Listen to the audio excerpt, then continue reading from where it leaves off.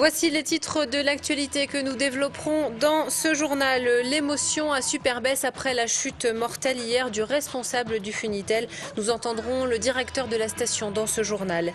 Le bus de Noël, mis en place par le Conseil général du Puy-de-Dôme, a remporté un franc succès aujourd'hui. 800 personnes l'ont emprunté jusqu'à Clermont-Ferrand. Et puis la dernière répétition pour Harry Van Beck en tant que directeur musical de l'Orchestre d'Auvergne. Davantage un au revoir que des adieux. Nous vous l'annoncions hier, la mort d'un technicien de la station de Superbès après une chute mortelle. Hervé Téréjol était responsable du Funitel. C'est en voulant dégivrer un anémomètre au sommet d'un pylône près de l'arrivée de ce téléphérique de la perdrix qu'il a fait une chute de 25 mètres. Il travaillait dans la station du Sancy depuis une quinzaine d'années. C'est l'émotion à Superbès, bien sûr. Le directeur de la station a rappelé les circonstances de ce drame à Philippe Robert. Hier matin, lundi, du mauvais temps comme on a pas mal en ce moment, du givre, du vent, et dans ces circonstances-là, il faut qu'on monte nettoyer nos pylônes, nettoyer les anémomètres, et donc une équipe sur les téléskis et puis Hervé qui était donc sur le téléphérique. Le vent était assez soutenu, le givre était très glacé, c'était vraiment très glissant sur les parties métalliques.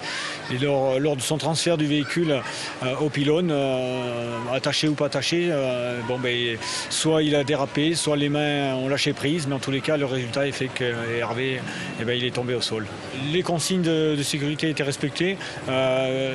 Peut-être pas toutes, puisque on peut penser que si elle l'avait été, Hervé serait resté sur le pylône.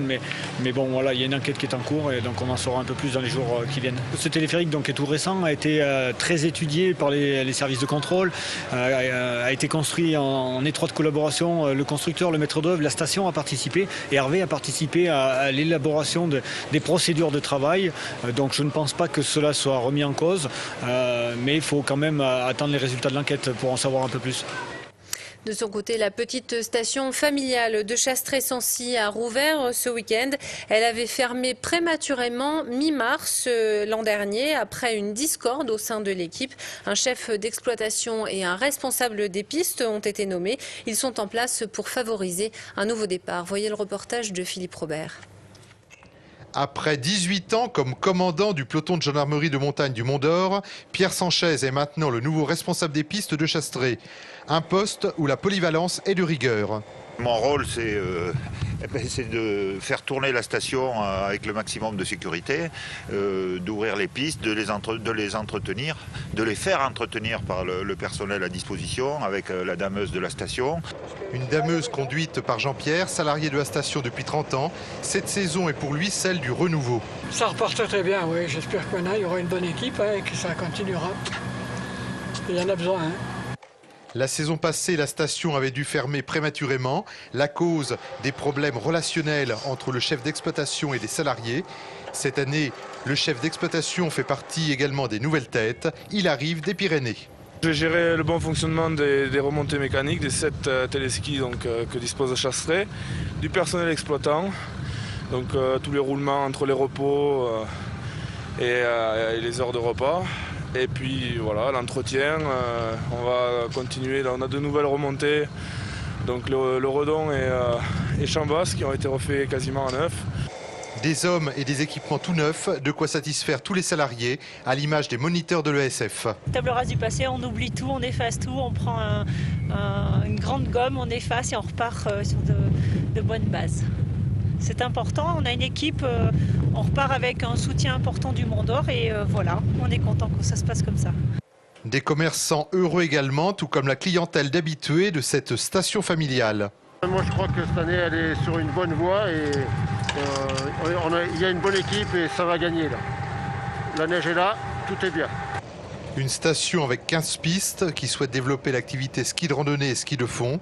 Les mushers sont également de retour avec leurs chiens de traîneau pour de grandes balades dans la nature.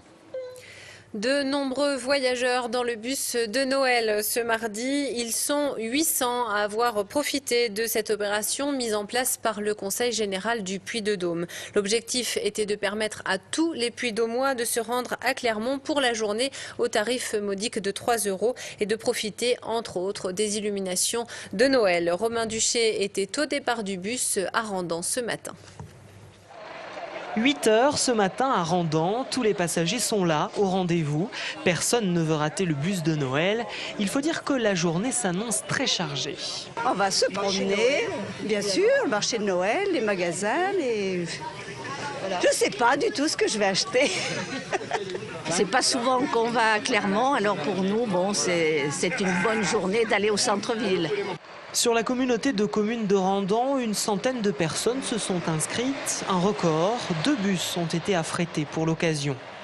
1 heure plus tard, on retrouve nos passagers de Noël à Clermont, à Polydôme exactement. Tous les bus du département se sont donné rendez-vous là. Avant d'aller faire les magasins, il s'agit de prendre des forces. Il est très bon, bien sucré, bien. Cette année, on est bien accueillis, quoi. Petit passage à l'accueil pour récupérer un sachet surprise. Et voilà nos voyageurs repartis. Direction le centre-ville pour la famille Blanc, grands-parents, parents et petits-enfants. On a un paquet de papillotes, chocolat. On a un livre sur les côtés du terroir. Voilà. Et on a un ticket de tram. Tout le monde se rue dans le tram, dur de se frayer un passage. Heureusement, quelques minutes plus tard, arrivé à bon port sur la place de Jaude avec son sapin et sa grande roue. Par contre, j'ai peur que je serai en haut parce qu'en fait, elle est trop ouverte et sinon c'est trop beau, voilà. Très bien, très décoré avec la grande roue, c'est super joli. Vite, la famille Blanc s'échappe. Au programme, le marché de Noël, le centre Jaude et un petit hamburger juste à côté du stade de l'ASM.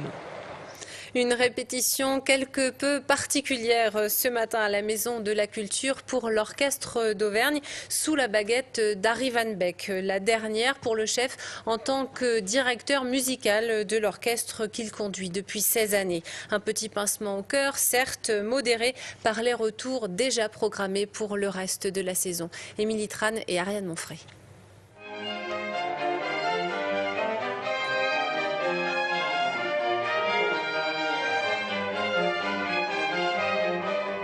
Avec un programme exceptionnel, allant de Mozart à Handel, en passant par Manfredini ou Britten, Harry Van Beek réserve pour ce soir un concert unique et festif.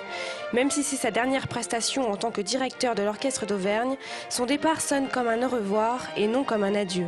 C'est le dernier concert en tant que directeur musical, mais il y en a plein d'autres qui vont venir. Je n'ai pas un vrai sentiment en fait, parce que je sais qu'on continue. Donc, officiellement, sur papier, c'est le dernier concert comme directeur musical, mais c'est tout.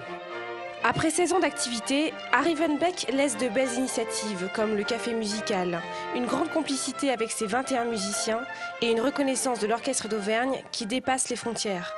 Plus qu'une exigence musicale, le deuxième directeur de l'Orchestre d'Auvergne a donné une vraie personnalité à son équipe.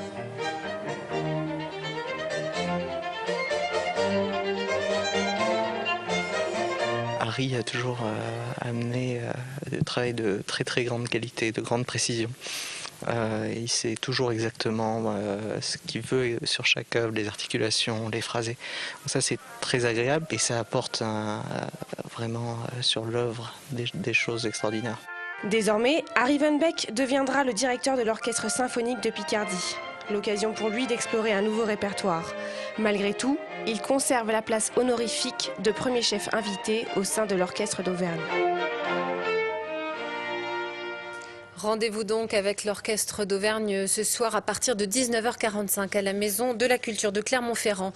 On referme ce journal sur des images tournées à Polydôme cet après-midi. De nombreuses installations gonflables sont proposées pour les enfants jusqu'à 14 ans. Une occupation qui séduit largement pendant ces vacances de Noël. Loisirland est mise en place jusqu'au 23 décembre, puis du 26 au 30 décembre de 10h à 19h. À suivre après ces images, la météo, l'invité de la rédaction et la rubrique culture.